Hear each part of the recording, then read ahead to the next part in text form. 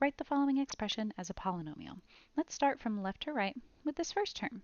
A binomial squared. Anytime we're squaring a number, we are multiplying it by itself. So this is really 3 minus x times itself, 3 minus x. And now we can see that we're multiplying two binomials together, and we know we need to use the FOIL method in order to factor this out. Let's start with our front terms. 3 times 3 will give us 9. Then our outer terms, 3 times x will give us a negative 3x. Don't forget about this sign right here. Then our inner terms, negative x times 3 will be negative 3x, and negative x times negative x, which will be positive x squared. Then we can move on with the rest of the expression, which is also two binomials being multiplied together. So once again, we will have to FOIL in order to simplify.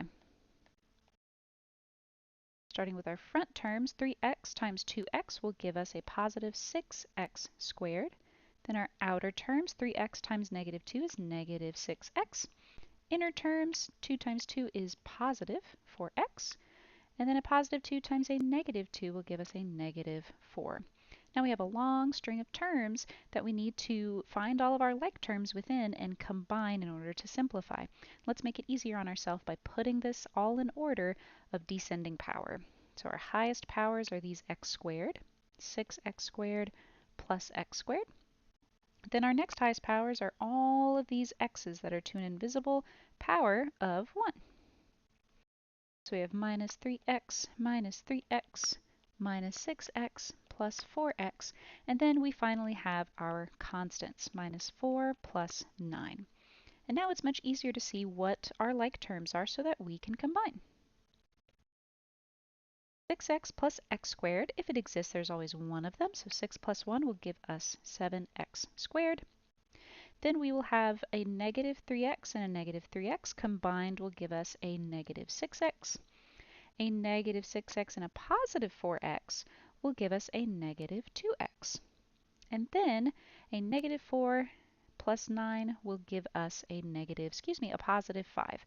Adding a negative is the same as subtracting a positive, so you could also rewrite it to be 9 minus 4. Looking at our answer choices, we can eliminate A and C for not having 7x squared in the front, and we can eliminate B for not having plus 5 as its constant. So that tells us that D has to be the correct answer. At that point, you can mark that on your test and move on. However, for the sake of the video, I will continue solving the problem. Our last two terms to combine are negative 6x and negative 2x, which will give us a negative 8x plus 5.